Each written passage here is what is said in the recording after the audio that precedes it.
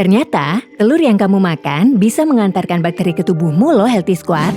Makanan sehari-hari seperti telur mata sapi, telur orak-arik, telur rebus, telur setengah matang, telur gulung, bahkan kue yang kamu makan pun bisa membawa penyakit kalau kamu masih melakukan hal ini.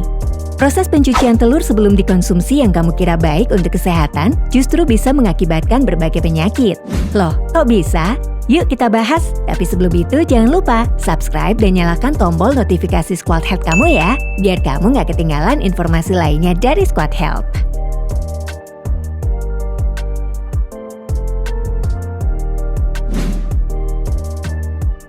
Sebelum disebarluaskan, para peternak telur pasti telah mencuci telur dengan berbagai prosedur ketat, yang bahkan di beberapa negara seperti Australia dan Amerika telah diatur oleh pemerintah setempat.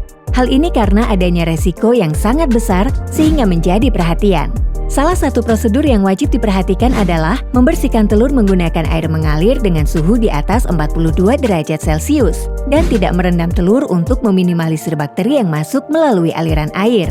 Tapi ingat Healthy Squad, ini hanya untuk meminimalisir. Masih ada peluang bagi bakteri untuk masuk ke dalamnya. Sebuah penelitian membuktikan kalau ternyata jumlah bakteri pada cangkang telur dengan banyak kotoran dan cangkang telur yang terlihat bersih tidak memiliki perbedaan yang signifikan.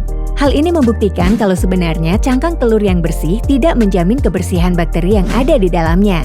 Apalagi proses pencucian telur nyatanya malah menaikkan peluang masuknya bakteri-bakteri tersebut ke dalam telur. Maka lebih baik untuk tidak mencuci telur daripada mempertaruhkan resiko kesehatan kamu dengan mencucinya. Perlu Healthy Squad tahu kalau proses pencucian telur dapat menghilangkan kutikula, yaitu lapisan kecil dalam cangkang yang menjaga telur dari kontaminasi bakteri dan kotoran dari luar. Coba kamu bayangkan, kalau pelindung ini hilang, pastinya jalan bakteri untuk masuk ke telur akan jauh lebih mudah melalui pori-pori pada cangkangnya. Apalagi kalau kamu mencucinya kembali setelah membeli telur dari toko atau supermarket terdekat, yang biasanya sudah dibersihkan terlebih dahulu demi kepentingan komersial. Kemungkinan bakteri masuk ke dalam telur pun akan jauh lebih tinggi. Bakteri yang biasanya masuk ke dalam telur adalah bakteri Salmonella. Bakteri ini berasal dari kotoran unggas yang menempel di cangkang telur. Kalau kamu terinfeksi bakteri ini, kamu akan mengalami demam, sakit kepala, diare, dan muntah-muntah sampai cairan tubuh kamu terkuras habis. Healthy Squad bisa atasi penyakit ini dengan tetap terhidrasi. Banyak minum air putih, jus buah cair, atau minuman berion biar tubuh kamu nggak dehidrasi. Jangan sampai kamu menyepelekan dehidrasi, karena dalam beberapa kasus, dehidrasi juga bisa berujung kematian. Tapi kalau berbagai cara tadi belum ampuh buat kamu harus langsung menghubungi dokter ya.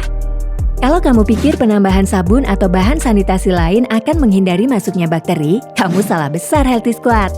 Penggunaan sabun malah meningkatkan resiko kontaminasi dengan masuknya berbagai bahan kimia dari air cucian ke dalam telur.